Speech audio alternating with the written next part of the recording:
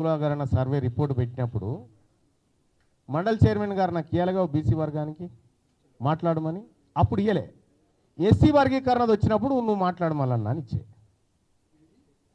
రెండోది ఏంటంటే, ఏదైతే తీన్మార్ మల్లన్న కోసం ఓట్లేసి గెలిపించి కష్టపడ్డ ప్రతి ఉద్యోగి, ప్రతి నిరుద్యోగి, ప్రతి పార్టీ కార్యకర్తను ఖచ్చితంగా కడుపులో పెట్టుకొని వాళ్లకు సేవ చేయడానికే ఉన్నా ఖచ్చితంగా చేస్తూ పెడతా.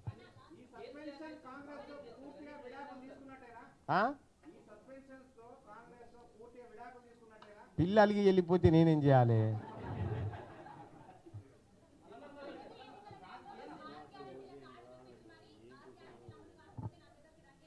అవును, రమ్మనే అంటున్నా.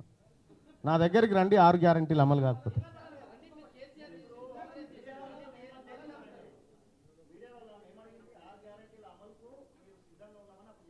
రమ్మనే అంటున్నాం.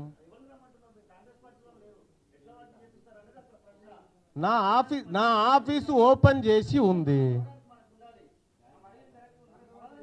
దాన్ని ఓవర్ యాక్షన్ చేయకు కానీ జరాలు అది బంద్ చేయి. అది తెలుస్తూనే ఉంది కానీ బంద్ చేయి తమ్మి, బంద్ చేయి. క్వశ్చన్ అడిగినా ఆమె, క్వశ్చన్ అడిగింది ఆమె, నీకే కాదయా. క్వశ్చన్ అడిగింది ఆమె. ఎవరు? నీ క్వశ్చన్ ఏందో అడుగు, నీ క్వశ్చన్ అడుగు బాయ్ సాబ్, నీ క్వశ్చన్ ఏందో అడుగు ఫస్ట్.